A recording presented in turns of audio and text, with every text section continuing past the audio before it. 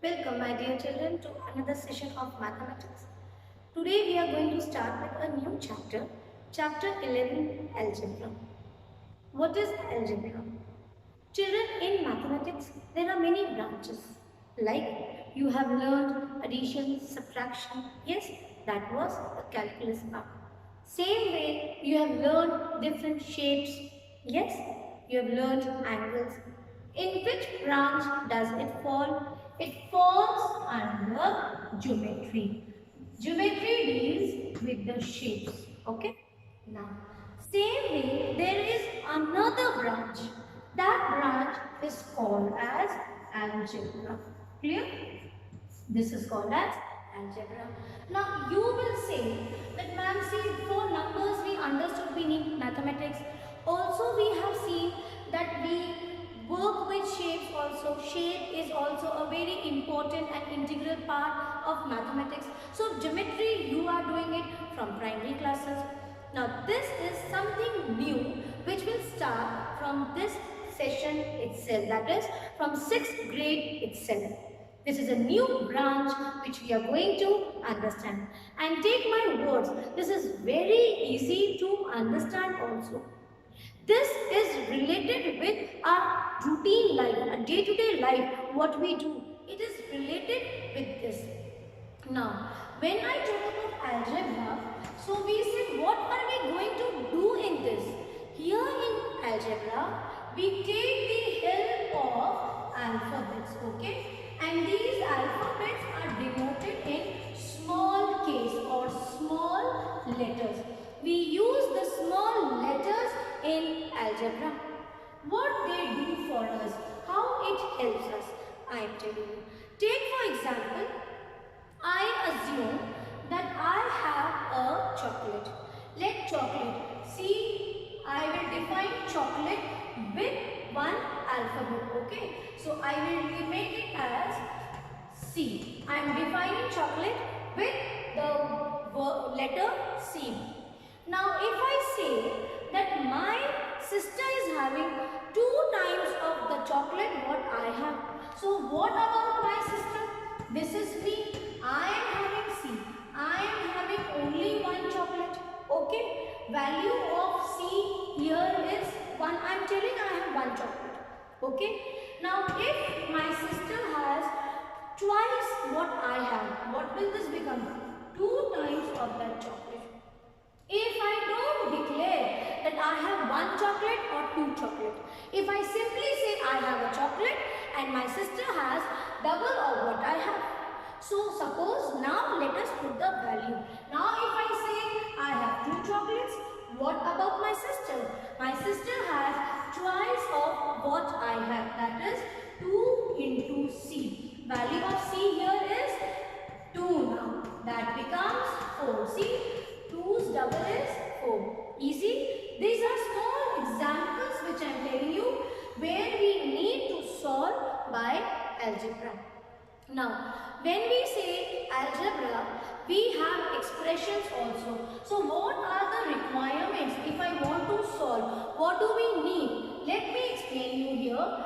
After this, you will learn algebraic expression. So, all together, what are the terms, expression or constant and variables? Let me first explain. Children, in algebra, we need variables and these variables are denoted with small letters, right? One thing which we have discussed. Second thing, you can also have constants. Okay, some values like here see 2C. C is variable and 2 is a constant. Third thing is you also have use of operators. Operators, see 2C means 2 times C. Okay, if I say 4 plus X, this is also C. Constant, operator and a variable. So remember, here you will get to know something new. With variable and constant, what you make? You make a term and you use operators in this. And collection of terms and operators. Take for example, X is a variable, 4 is a constant. What is 4x? It becomes a term. Now if I add plus x, what will this become? Combinations of terms, children, will become expression. Even though for now maybe you may not need this in this exercise, the first exercise, but still it is very important for us to beforehand understand what is the chapter about. In algebra, we can create formulas. It helps to create formulas. It helps to solve the expression, and this is that expression. Take one more example which we have recently done. We were discussing about perimeter of a square. So what is the perimeter?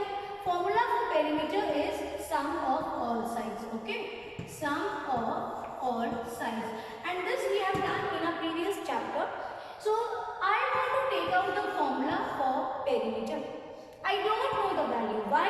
I cannot write down here 7 because it is not always 7 for every person's square. It's a side. So let me denote this side by S. So sum of all sides means S, the other S, like this. I will add 4S. No number here. This with the variable. Any number which is there, it is called as coefficient. 1s, 2s, 3s, 4s. What is the answer? 4s. What is this? This is the formula for perimeter of a square. I hope now my children have understood well what is the use of algebra. We learn to create formulas, we learn to solve them also. Okay? Now, let's move to the first question of this exercise. We will begin with the first exercise 11.1. Let me read the first question. The first question is, find the rule which gives the number of matchsticks required to make the following matchsticks pattern. Use a variable and write the rule. Here also they are doing the same thing. They are asking you to make rules. They have made some alphabets. The first one is T. Okay? The first one is T. Now they say if you want to make a pattern of T alphabet, take for example here, this T, 1, 2 T's. It's a pattern. Same way you make many other T's. So what will be the general rule for this? You will count. Let us first denote it with the variable. So you will write down let matchsticks. We are denoting matchstick, each matchstick this with T, or you want M. Any variable you can take. Now, for one T, for one matchstick, I am using M. Okay, one matchstick. In this T, children count this. How many matchsticks you have here? 2 matchsticks. Understood?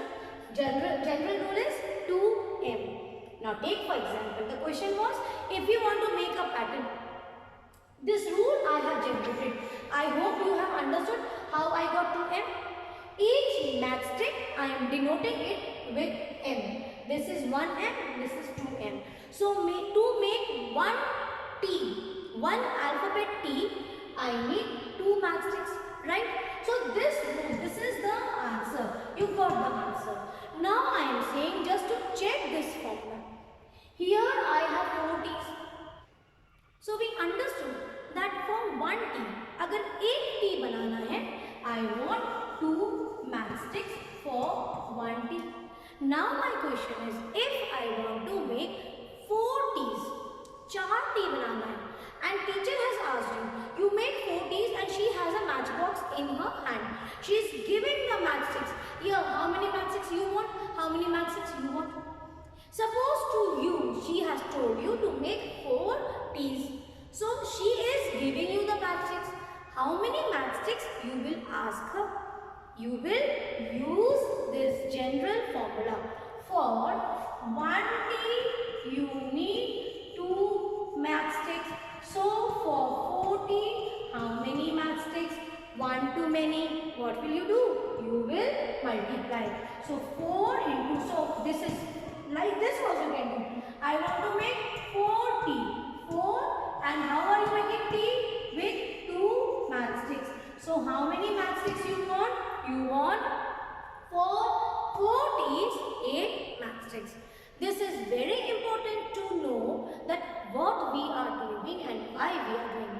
These questions are very simple. You have to just make a general rule. Take for example, if I want to make a pattern Z. So for this, what will be the general rule? So first thing is, let you denote each matchsticks here. Let the matchsticks be denoted. Let the matchstick here, you take it as, you want take it as Z. Please remember we take small letters. Now how many sticks you need for one Z? 1, 2, 3. So to make Z you need 3. What we are taking? Matchstick. Here each matchstick we are denoting it with Z. See 1Z, 2Z, 3Z. So to make 1Z you need 3 matchsticks. Better you take M, it is very easy with the same name, okay? Just an example, you can take any variable. You can take X, Y, Z, anything. So now what was I telling you? That better, these patterns were easy. Questions you have made a general rule. How you have made? You understood. Why are we doing? Suppose again, you are having an activity class. You are made to do some activity using matchstick. And there is a flower. Take example, this leaf. 1, 2, 3, 4. So you have to make such patterns on your activity sheet. You have to paste with matchstick. So for each flower, see how many petals you need? 4. Okay. For one petal, how many matchsticks you need? You need, for one petal, you need 4 matchsticks. And one flower is made by 4 such petals. So this is the general rule. One petal, 4. Then just count the number of petals you want to make a flower. So you will say 4 into 4,